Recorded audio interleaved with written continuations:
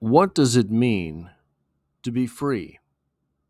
I think it's a hard word to define, really, in any practical sense. It is perhaps best defined by saying what freedom isn't. What does it mean to not be free? It means to be owned. Owned by who? Owned by what? For how long? Isn't this the state that all of us exist in for the majority of our life? We have a boss, we have a spouse, we have a parent. Any of these things can claim ownership over us, and maybe they don't own us to the nth degree, but so long as we grant them power over the self, power over the autonomy, in practice, that is true. They do own us, even if we don't acknowledge it, even if we just react to them. Welcome to Strip Cover Lit, where we squeeze the bigger picture out of literature. I'm Adrian Ford, and we are here for another poetry discussion, which will appear in 3 playlists here on the channel. Number 1 being the Poetry Discussion playlist, now approaching 700 videos strong. Number 2 being the Charles Bukowski playlist, a playlist of videos dedicated to the dirty old man himself. And number 3 is the 30 must-read poems playlist. Each of these 30 must-read poems playlists, videos in the playlist, has 3 sections to it. Number 1 being a quick biography over the writer. Number 2 being a quick summary of the types of stuff that writer writes. And number 3 being an analysis, of the poem itself. So, who was Charles Bukowski? Charles Bukowski, good old Chucky Buck, born Henry Charles Bukowski, or more accurately Heinrich Karl Bukowski, in 1920 in Andernach, Prussia, the Weimar Republic. Sounds kind of strange if you know him as the beatnik poet who cursed and drank and caroused in California, but you're wrong. You're also wrong because he wasn't a beatnik, at least he said he wasn't.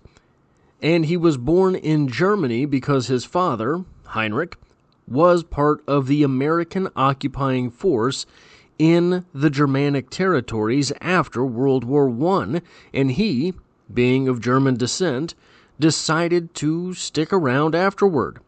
The elder Heinrich had been a sergeant for the United States Army and got his friend's sister pregnant.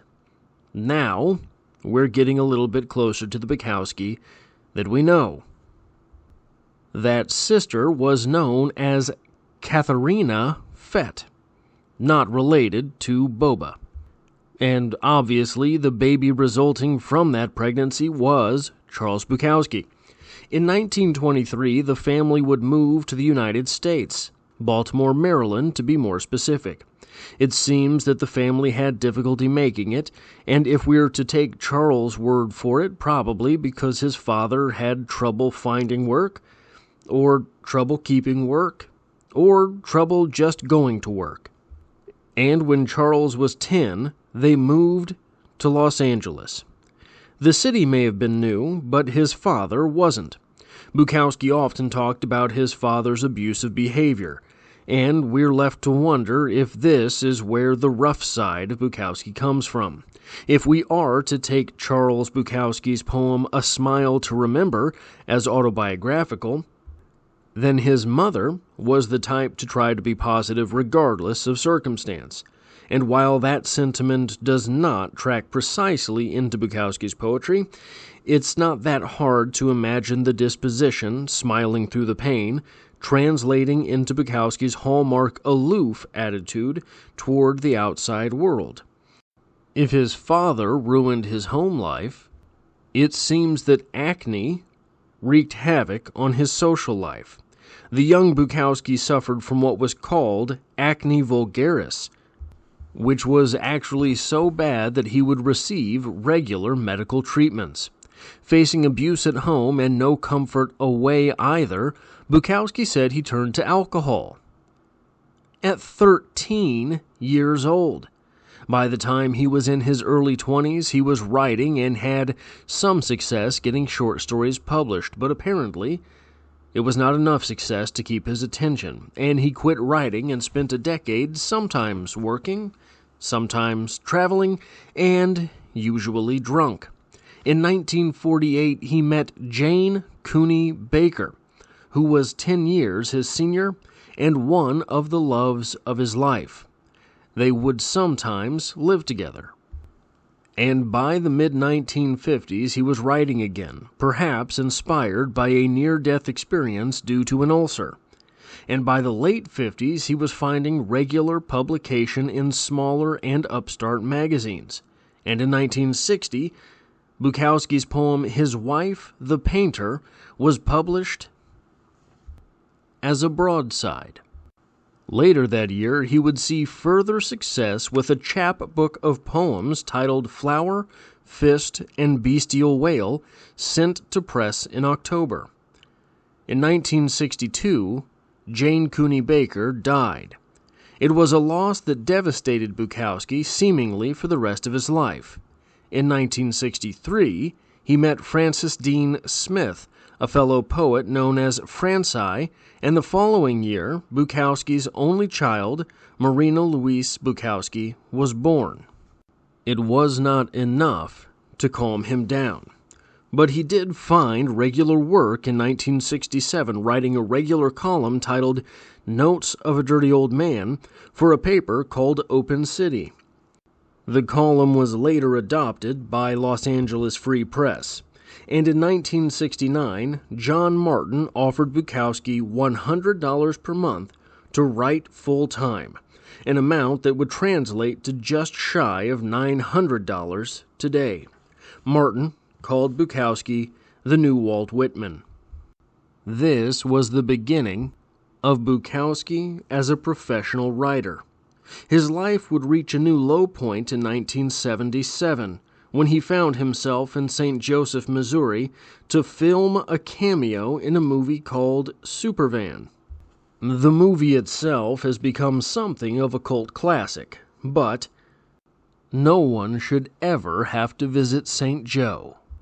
Bukowski's visit marks the second best thing to ever happen to St. Joe, just behind being the birthplace of Marshall Mathers, a man who is himself best known for a bit role in the 2001 movie The Wash, and just ahead of being host to the Kansas City Chiefs' yearly training camp.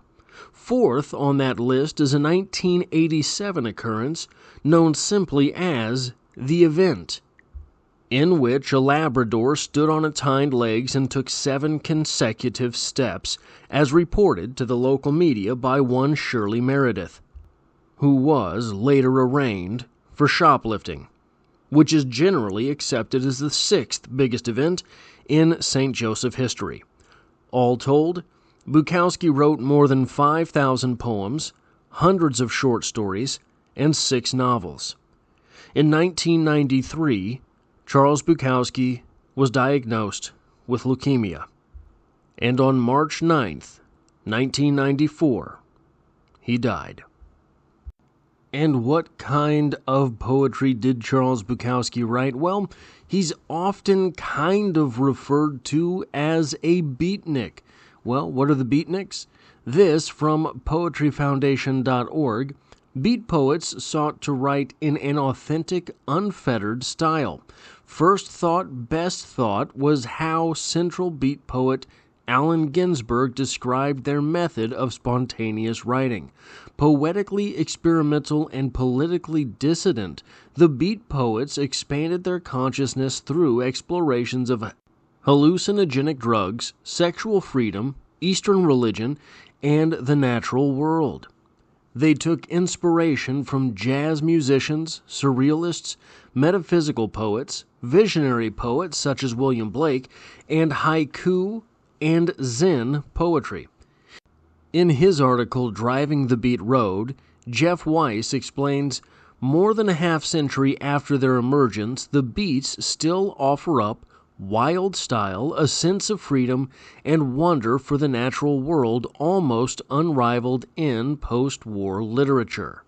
And I think that there is another school of poetry that deserves consideration when trying to classify Charles Bukowski's work, that being confessional poetry. This from poets.org. Confessional poetry is the poetry of the personal or I. This style of writing emerged in the late 1950s and early 1960s and is associated with poets such as Robert Lowell, Sylvia Plath, Anne Sexton, and W. D. Snodgrass. Lowell's book, Life Studies, was a highly personal account of his life and familial ties and had a significant impact on American poetry. Plath and Sexton were both students of Lowell and noted that his work influenced their own writing. Your life is your life.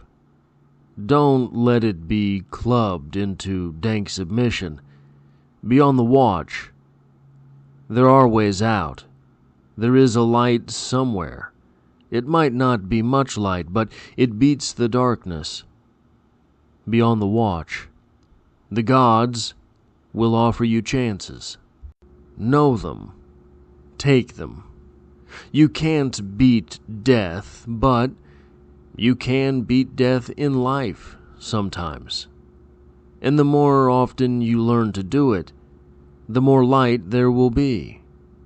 Your life is your life. Know it while you have it. You are marvelous. The gods wait to delight in you.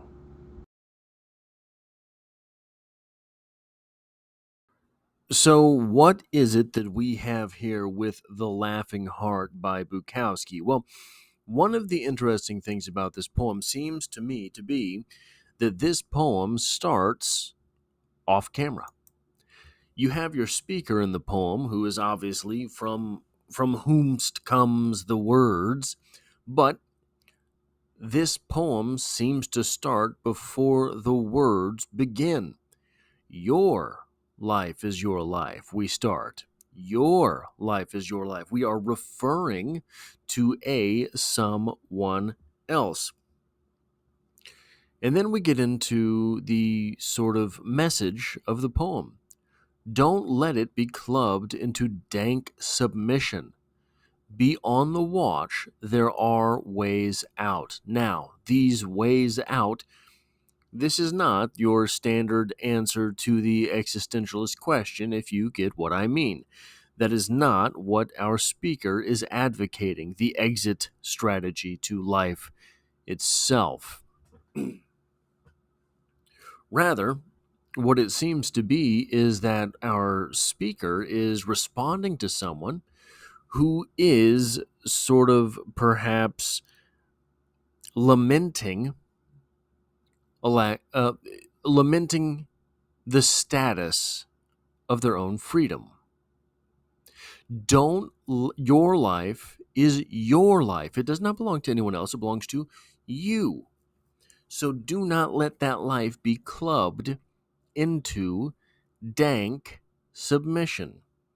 Be on the watch. Now, what this implies is that someone is communicating that they don't feel free or something along those lines, right? The speaker is saying your life belongs to you. Do not let it be clubbed into dank submission. Do not just become a servant to someone else, through which you will lose control of your life. Be on the watch. There are ways out. This suggests that even our speaker, who is the pro-freedom one, knows that everyone goes through the part of their life where they are someone else's servant, where they do belong to someone else. Be on the watch. There are ways out. You're where you're supposed to be. Everyone goes through it, but there's ways to get out of it. There is a light somewhere. Our speaker, while acknowledging that everyone goes through this portion of their life where they are not autonomous, Everyone goes through this portion of their life where they really kind of belong to someone else, and you're not supposed to. It's not natural. There, there is light somewhere. So it is possible to get out. It might not be much light, but it beats the darkness. That hope of escaping the rat race should be enough to keep you going, because it is an escape. So be on the watch. The gods will offer you chances. Know them. Take them. Know the gods or know the chances?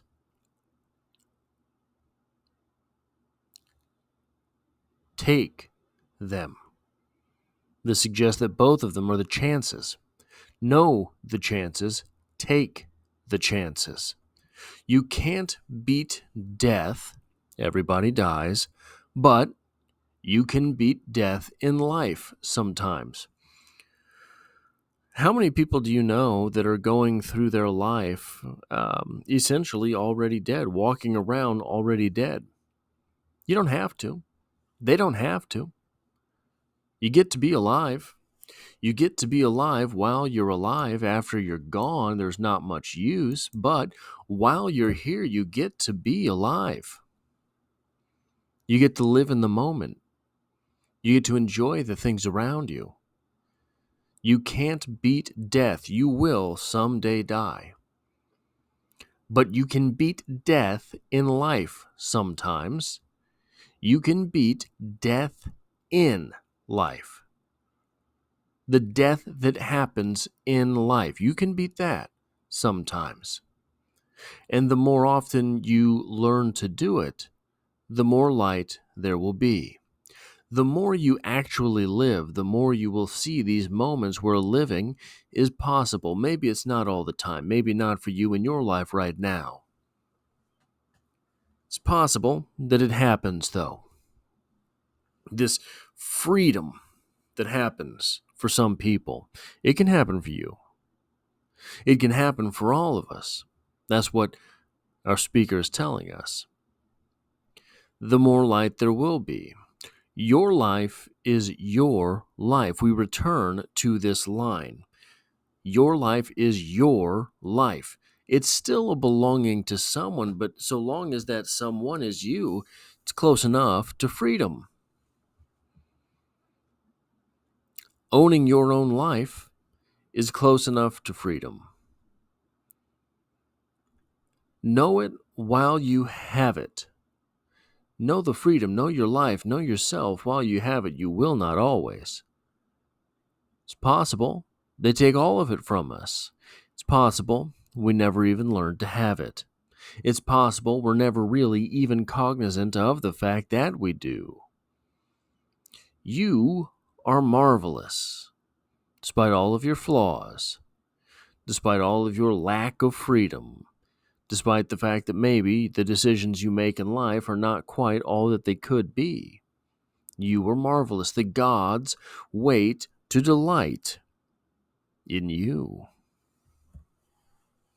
You know, there is a sort of a principle. The movie Troy with Brad Pitt, it's vocalized well in there. The gods envy us. Because of our death, everything becomes more important, not less. Every moment of our life is important because we will not have that many more. The gods envy us. They wait to delight in you. This poem is called The Laughing Heart. And not a whole lot of laughing that goes on in here. There's not a whole lot of heart that goes on in here. What does that mean, the laughing heart, then? Well, what is this poem about? This poem is about freedom. This poem is about our speaker telling us, look, remember, you get to live. Look, you get to be alive. Remember all of this. You get to experience the day, the night, every moment. You get to experience it. Are you? The laughing heart is free. The laughing heart is free. That is all I have for this poetry discussion. If you like or appreciate what it is that I do here, hitting the like button really does help me out, as it tells YouTube to share this video with other literature lovers. If you find yourself here by chance but not design, consider hitting the subscribe button, because there is poetry to be found every Monday. And as always, I hope to have you back for the next one.